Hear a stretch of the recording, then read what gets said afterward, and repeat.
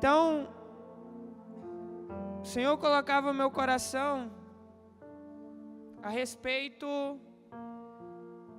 de que precisamos conhecê-lo. Precisamos conhecê-lo. Nós precisamos conhecê-lo verdadeiramente. Porque muitas vezes nós temos a percepção e o entendimento que já o conhecemos o suficiente, que já somos íntimos o suficiente para entender e conhecer o agir do Senhor sobre as nossas vidas, ao ponto de acharmos que conhecemos tanto e de pensarmos e de termos a ignorância de pensarmos que não precisamos dele o tanto que nós imaginávamos que precisávamos. E aí passamos a viver em uma independência cristã. Passamos a viver achando que conhecemos ele o suficiente para levar a nossa vida da maneira como nos encontramos. E o que eu acho muito interessante, e Deus me fez fazer algumas perguntas para mim mesmo, e eu queria também que você pudesse refletir a respeito dessas perguntas. Até que ponto você conhece Ele? E quando eu estou falando Ele, eu estou falando de Jesus, daquele que entregou a sua vida como ovelha muda, derramou seu sangue e ao terceiro dia ressurgiu. Ao terceiro dia ressuscitou. E até que ponto a sua vida hoje está baseada através desse acontecimento? Até que ponto hoje você vive, existe e se move em virtude desse acontecimento? Até que ponto esse acontecimento move a sua vida? Até que ponto essa atitude do Senhor Jesus reflete na sua vida hoje? Qual é a importância? Qual é a influência que esse acontecimento tem causado na sua vida? E agora eu faço a pergunta, mais uma pergunta. Se você ouvisse, você o conheceria? Se você ouvisse a voz dele, você saberia que a voz é dele. Se o Senhor tocar você, se o Senhor lhe tocar, você reconheceria o toque dele sobre a sua vida?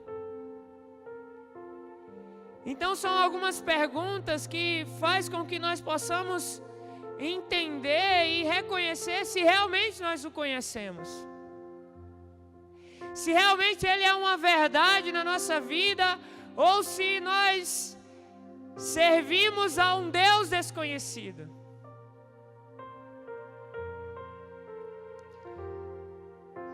Paulo, ele já havia passado por algumas cidades, Tessalônica, Bereia, e por onde ele passava, ele discursava a respeito de Jesus Cristo, da ressurreição de Cristo Jesus.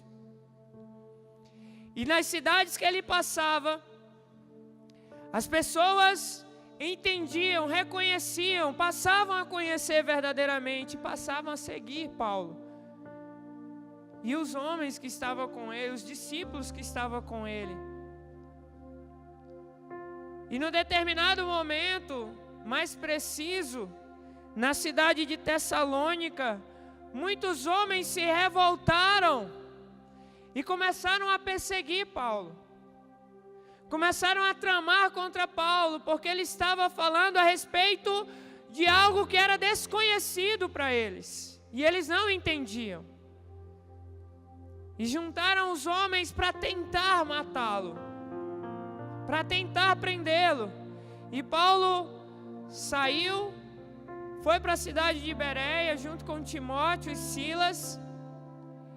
E aí a perseguição continuava. Paulo se despede de Timóteo e Silas, e aí se dirige para a cidade de Atenas. Quando ele chega na cidade de Atenas, uma cidade extremamente idólatra, qual as imagens, as estátuas estavam pelo meio da cidade, nas praças da cidade. A Bíblia diz que Paulo ele fica furioso, e ele começa a anunciar Cristo Jesus, ele começa a falar de um Deus verdadeiro no meio da praça. A Bíblia diz que aquilo começou a causar um tumulto. Muitas pessoas se juntavam, uns para ouvir, uns por curiosidade, outros para saber o que estava acontecendo, outros para criticá-lo. E a Bíblia diz que ali naquele mês existiam os filósofos, epicureus, estoicos, filósofos que eles conduziam o povo com a sua maneira de pensar e passavam os seus pensamentos como uma virtude, como de vida, um estilo de vida para as pessoas. E eles começaram a entrar em conflito com Paulo, porque Paulo falava de algo que era muito diferente e desconhecido com aquilo que eles anunciavam às pessoas. E aí eles levam Paulo para a reunião do Areópago. O Areópago era uma reunião com os mestres e os filósofos da cidade para discutir a respeito de assuntos de interesse do povo. E os homens levaram Paulo e colocaram Paulo diante do Areópago. E aí Paulo começa a falar, começa a anunciar das boas novas de Jesus. Ele começa a falar de um Deus vivo, um Deus verdadeiro, que criou os céus e a terra. Um Deus que não habita em santuários feitos por mãos humanas. Um Deus que tem o dom de dar vida e tirar a vida. E aí nesse momento ele fala e ele diz, na reunião do Areópago ele diz: atenienses, vejo que em todos os aspectos vocês são muito religiosos. E aí ele diz: pois andando pela cidade, observei cuidadosamente seus objetos de culto e encontrei um altar com esta inscrição. Eu não sei na sua Bíblia, mas na minha Bíblia está em letra de forma bem grande, diz assim: ao Deus desconhecido. No versículo 23, ao Deus desconhecido. Ora, o que vocês adoram, apesar de não conhecerem, eu lhes anuncio. Paulo andando pelo meio da cidade, olhando os objetos de culto dos atenienses. E aí ele vê um letreiro bem grande, dizendo: ao Deus desconhecido. Muitas vezes nós nos colocamos nessa situação. Muitas vezes nós somos os atenienses. Muitas vezes nós somos esses filósofos que achamos que conhecemos um Deus, que achamos que adoramos a um Deus, que achamos que servimos a um Deus, mas que na verdade nem o conhecemos de verdade. Que Ele está lá, Ele faz parte. Tem uma estátua dele lá na praça, no meio da praça, ao Deus desconhecido. E nós servimos a Ele, mas nem o conhecemos de verdade. Que contraditório isso. É muito contraditório. Porque quando nós conhecemos alguém, quando nós temos intimidade, um relacionamento de intimidade com uma pessoa, nós conhecemos de longe o som da sua voz. Quando nós conhecemos uma pessoa de verdade, quando aquela pessoa vem muito longe, o jeito dela andar, nós já conhecemos, é fulano que vem chegando. Quando nós conhecemos uma pessoa de verdade, quando nós temos intimidade com ela, o jeito que ela nos toca, o jeito que ela se aproxima de nós, mesmo sem nós enxergarmos ela, nós conhecemos, é fulano que está chegando. Porque nós o conhecemos de verdade. Nós sabemos que Ele está perto. Nós podemos sentir o cheiro. Quando nós conhecemos de verdade, nós sabemos o cheiro da pessoa. Porque nós conhecemos de verdade. E é esse o desafio que o Senhor, Ele nos traz essa manhã. Que não possamos ser como os atenienses, muito religiosos, mas que nós possamos ser um povo que o conhece de verdade, um povo que tem profunda intimidade. Não basta só apenas ter Ele na nossa vida, na estante da nossa casa, mas nós temos que vivenciar nele, nós temos que nos mover, existir nele. A partir do momento que eu entendo, que eu conheço, tudo na minha vida gira em torno do que Ele fez por mim. A partir do momento que eu conheço Ele de verdade, absolutamente tudo na minha vida vai girar em torno do que Ele fez por mim. Tudo. E no versículo 28,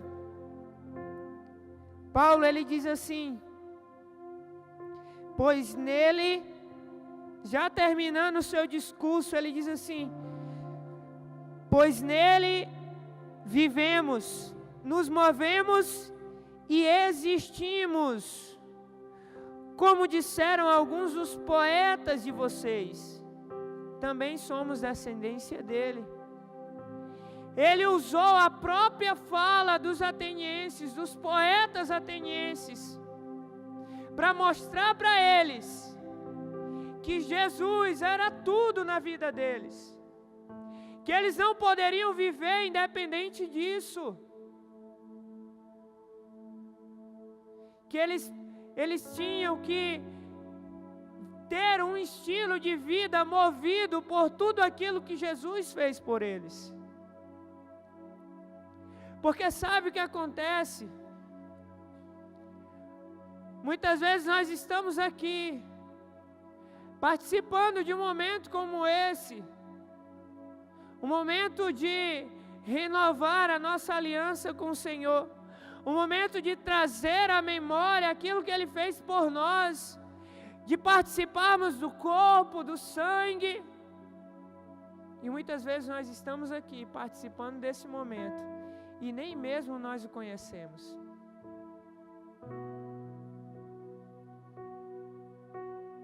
Achamos que o conhecemos. Achamos. Talvez você não seja um filósofo epicureu, um filósofo estoico, mas talvez você seja filósofo de si mesmo. Tem muitas pessoas que têm vivido dentro das igrejas sendo filósofos de si mesmo, tendo a sua própria maneira de pensar e agir, e conduz a sua vida em virtude disso, mas está aqui, servindo ao Deus desconhecido. Porque mais uma vez eu repito, a partir do momento que o conhecemos de verdade, o que Ele fez por nós é o que dirige a nossa vida. É a renúncia, é a prioridade, é abrir mão do eu, é abrir mão do orgulho. Não é mais, eu sou assim, eu ajo assim, eu faço dessa maneira, não. Já estou crucificado com Cristo. Já não vivo mais eu, mas Ele é quem vive em mim. Não somos mais filósofos de si mesmos, mas é Ele quem conduz a minha vida agora. E o desafio dessa manhã é que nós possamos ter esse entendimento que precisamos conhecê-lo, que precisamos buscá-lo mais, que precisamos entendê-lo mais. E isso tudo reflete em uma vida de intimidade. Não tem outra forma, outra maneira de passarmos a conhecê-lo de verdade, a não ser se tivermos intimidade com Ele. De nos arrependermos dos nossos pecados, de deixarmos de viver na ignorância e passarmos a viver na dependência dEle.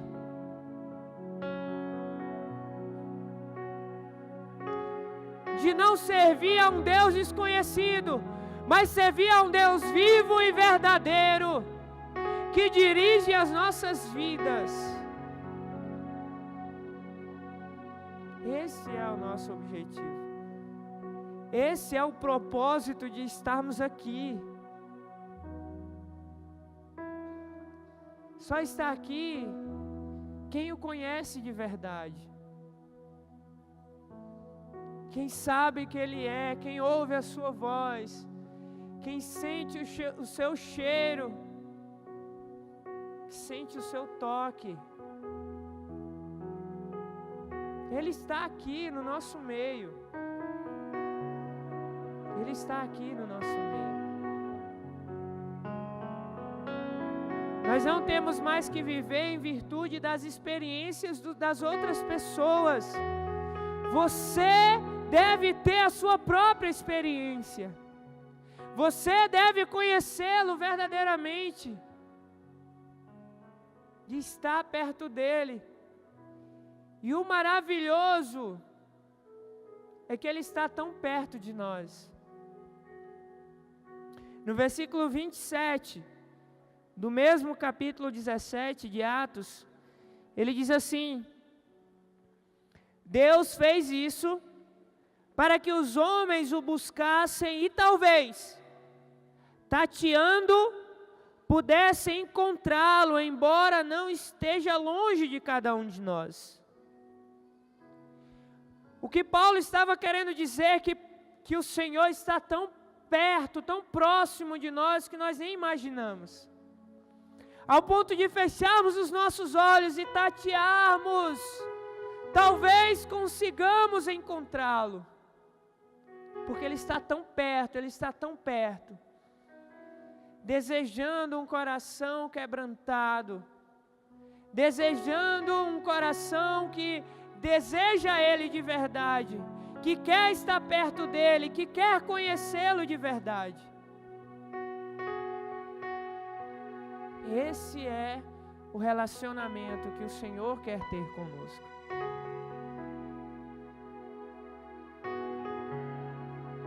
Paulo, já terminando o seu discurso, no versículo 30, ele diz assim, versículo 30, no passado, Deus não levou em conta essa ignorância, mas agora ordena que todos, em todo lugar, se arrependam.